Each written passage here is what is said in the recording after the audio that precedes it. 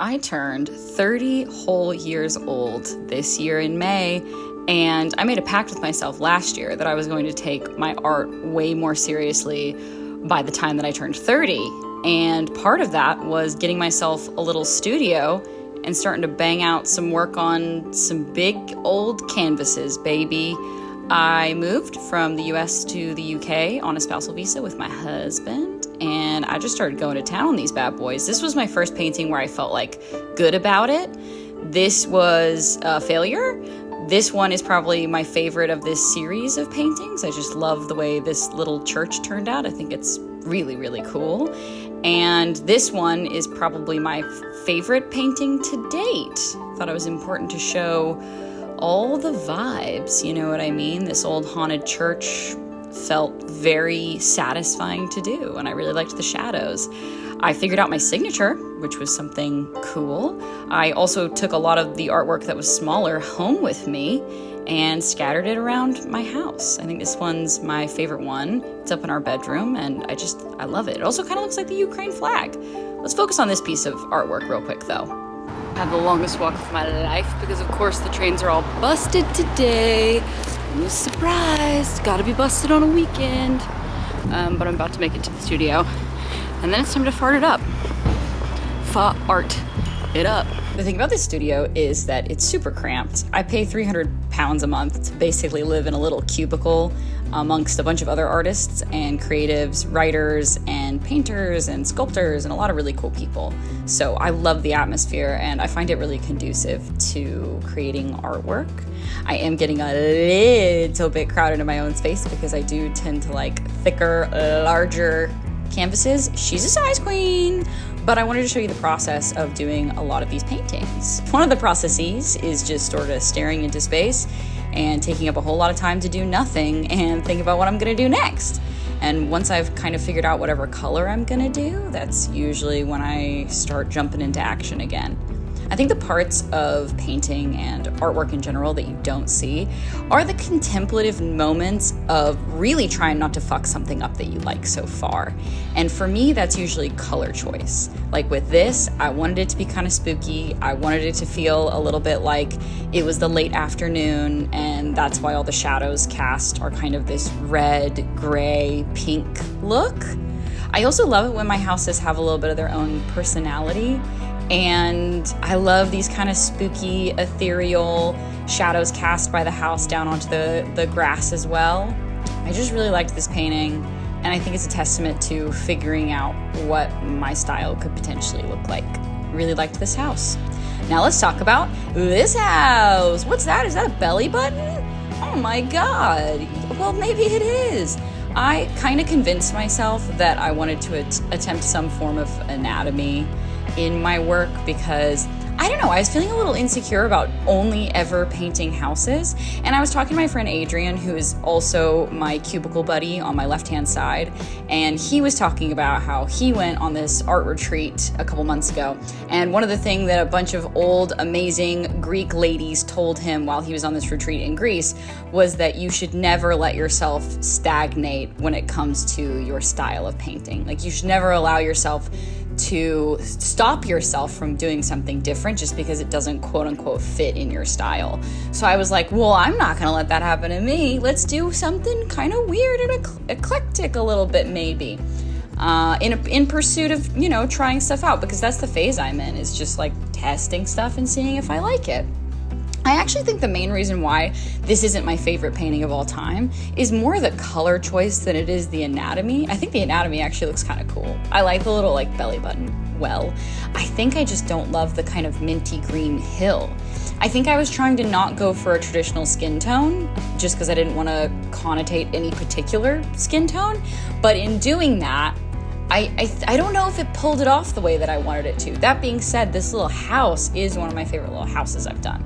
And I love the way that I added this foliage in. Listen, I'm doing a lot of positive self-talk because I'm looking back at all these paintings and like I'm icking myself out when I watch all of these. But like that's also part of the process, is like you kind of do have to ick yourself out a little bit before you make something that's like not icky to you. Although I do feel that you will probably always be icked out by whatever you're doing. That's kind of like the whole thing of being an artsy person is always feeling like you're never doing something good enough and always feeling like it's never going to be exactly what you had in your mind's eye. But the only way to make it look like something in your mind's eye is to keep fucking going, you know what I mean? Pushing through the noise, continuing to put your signature down, you know? And then I started working on this baddie, and I went in a totally different direction. I mean, I know house, right? Not exactly a unique direction, but have you seen me do neighborhoods yet?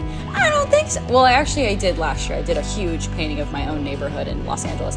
But this one, in a different style, a little bit different. You know what I mean? Something a little different. And also I decided to keep the underpainting that I had done super visible on all of the rooftops, because I just thought that was kind of a cool little edge. Here's another moment of contemplation of how am I going to do this without fucking it up.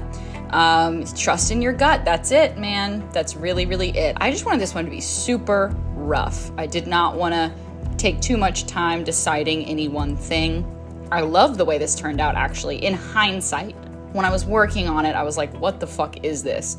But there's something about it that almost looks a little bit paper machéd to me, if that makes sense, that I really enjoy.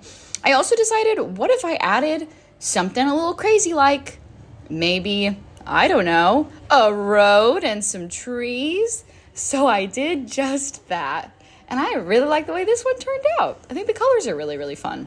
Before we continue on to the rest of the painting that I want to do in this video and show you my favorite thing that I've made so far, I want to thank a brand who's made it possible for me to sit in a studio all day, and that is Ritual. Thank you to Ritual for sponsoring this video. With the summers in London being so hot, I'm constantly being gaslit into thinking it's okay that we don't have air conditioning everywhere, okay? And it has severely impacted mine and my husband's sleep patterns. I run hot already, but having another hot body next to you in bed, sorry, this is an ad. Having another person in bed next to you adds to that heat, you know what I mean? And we both needed something in addition to an air conditioner to get us back on track on our sleep schedule. I woke up every single morning of this heat wave feeling so tired and not good in my body. And adding Ritual's Sleep Bioseries supplements has helped massively in having restful sleep and feeling awake and alive the morning after. It's pretty much a non-negotiable in our wind down routine now. It's the world's first Bioseries technology to basically optimize melatonin release throughout the night to support a natural sleep-wake cycle. So Ritual's melatonin works like this. The Bioseries